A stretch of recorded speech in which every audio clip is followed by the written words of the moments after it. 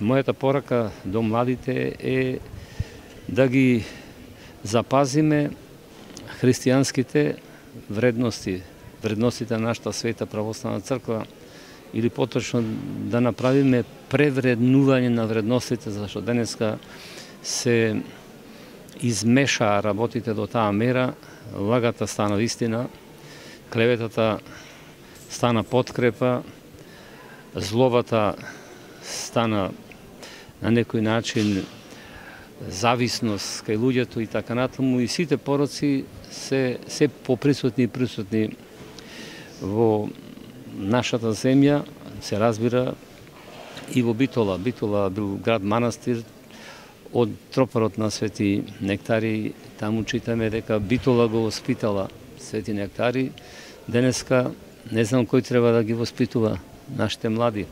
Сметам дека први основно воспитание за верата и за животот е семејството, кое ни е на распаѓање, кое ни е веќе во раслојување.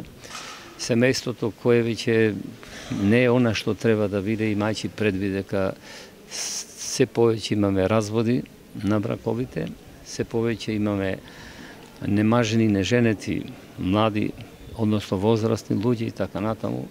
Мојата порака е или рано да се женат и мажат и да формираат здрави, пред се духовно и физички, па и интелектуално семејства, а потоа, ако некој не е за да се жени, се мажи, имаме 100 манастири во епархијава, да ги наполниме вара манастирите. Инаку, животот е безцелен ако луѓето не ја постигна целта, а целта е спасението на душите. Спасението на два начини се постигнува: преку заедницата брачна и второто е преку заедницата или посветувањето на Бога како монаси или како монахини.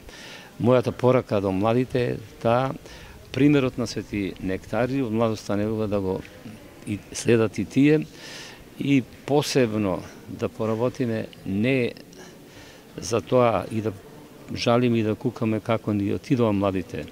Тие отидоа и ќе одат, туку да почнеме вистински да стекнеме и да направиме услови што се потребни за нивно враќање назад во татковината.